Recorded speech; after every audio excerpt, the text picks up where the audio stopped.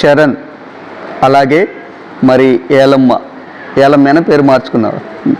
దంపతులకు మరి ప్రభు ఇచ్చినటువంటి కుమారుడు దేవేష్ పుట్టినరోజు వేడుక సందర్భముగా మనం ఇక్కడ కూడుకొని ఉన్నాం. అయితే మరి చక్కని పాట పాడుకున్నాం.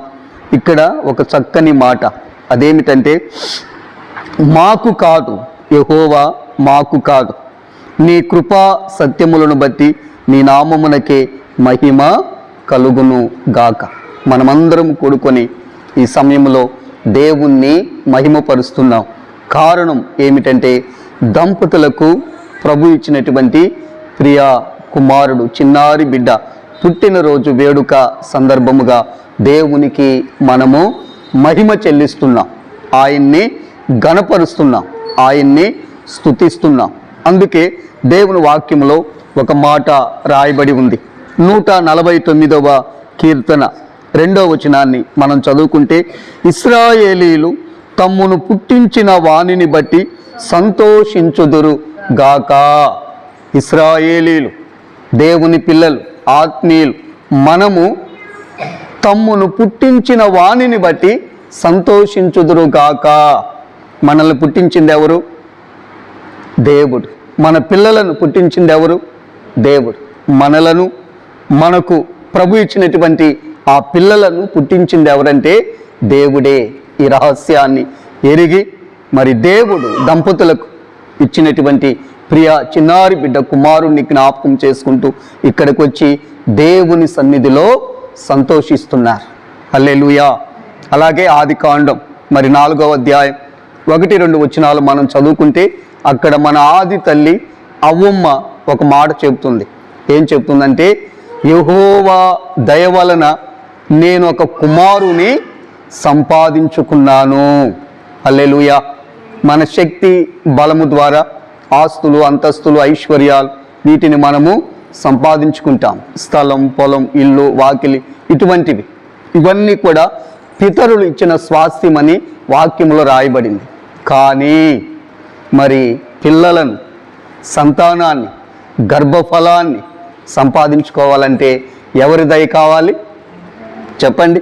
అమ్మ దగ్గరికి వచ్చి, అమ్మ ఒక 100 రూపాయలు, అమ్మ ఒక 50 రూపాయలు, ఒక 10 రూపాయలు అంటే అమ్మ ఇస్తుంది. కానీ సంతానం, గర్భఫలం, సంతతి, ప్రియ దంపతులకు దేవుడు చక్కటి సంతానాన్ని ఇచ్చారు. అవ్వమ్మ ఏమంటుందంటే, యెహోవా దయ వలన నేను ఒక కుమారుని సంపాదించుకున్నాను. ఎవరి దయ వలన? దేవుని దయ వలన. కాబట్టి దేవుని దయ బిడ్డ మీదకు వచ్చింది. ఎలా దేవుని సన్నిధిలో పెరిగింది.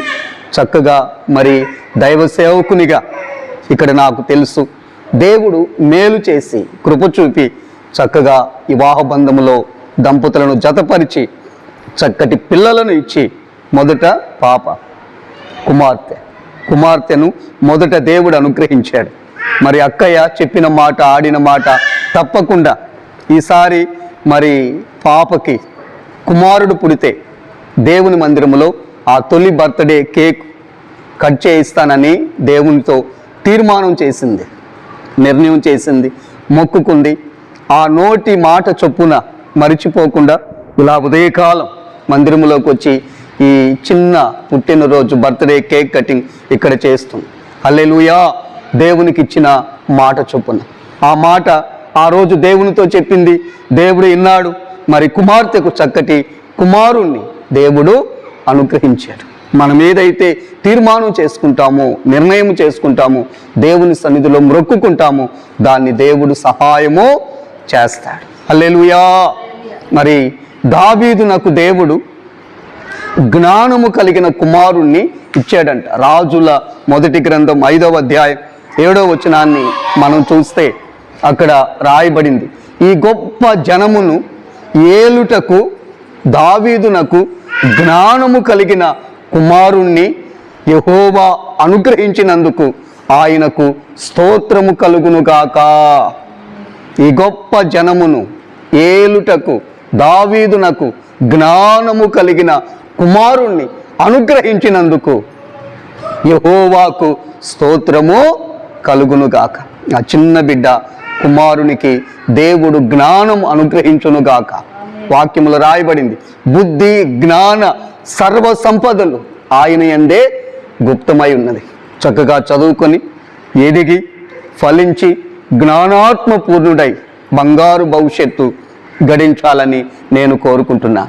ఆఖరి మాట ఏమిటంటే, ఇప్పుడు మనమందరం మందిరములో ఉన్నాం. దంపతులు చరణ్, ఏలమ్మ, పిల్లలిద్దరు, మరి బంధువులు, అక్కయ్య, దైవ సేవకులుగా మనం అందరం మందిరములో ఉన్నాం. అయితే దేవుని మందిరాన్ని గురించి దేవుని వాక్యములో ఒక మాట రాయబడి ఉంది. సొలొమోను మహారాజు మందిరాన్ని కట్టించినప్పుడు మరి దేవుడు ఏమన్నాడంటే, ప్రార్థన ఆలకించి నీవు కట్టించిన ఈ మందిరము మీద రాత్రి పగళ్ళు నా కనుదృష్టి మనస్సు ఉంటుంది అని చెప్పాడు. ఈ మందిరములోనికి ఎవరైతే వచ్చి కూర్చొని ఇలా ప్రార్థన చేస్తారో వారి ప్రార్థన నేను ఆలకించి వారి మీద నా కనుదృష్టి మనస్సు ఉంచుతాను అని చెప్పాడు. ఈ ఉదయకాలం చిన్నారి బిడ్డ బాబు మందిరములో ఉన్నాడు. దేవుని కనుదృష్టి మనస్సు మందిరం మీద ఉంది. ఆ మందిరం మీద ఉన్నటువంటి దేవుని కనుదృష్టి మనస్సు బిడ్డ మీదకి వచ్చింది. హల్లెలూయా. రాత్రి పగళ్ళు, బ్రతుకు దినాలు, జీవిత కాలం ఆ చిన్నారి బిడ్డ కుమారుని మీద దేవుని కనుదృష్టి మనస్సు ఉండునుగాక. 121వ కీర్తన 3లో రాయబడింది, ఆయన నీ పాదము తొట్రిల్లనీయడు, నిన్ను కాపాడువాడు కునుకడు, ఇశ్రాయేలును కాపాడువాడు కునుకడు, నిద్రపోడు. ఆ కాపుదల, సంరక్షణ, భద్రతలో పాదము తొట్టిల్లకుండా ఆ బిడ్డ చక్కగా దేవుని సంరక్షణలు ఎదిగి ఫలించి జ్ఞానాత్మ పూర్ణుడై ప్రభువును స్తుతిస్తూ మరి బంగారు భవిష్యత్తు గడించునుగాక.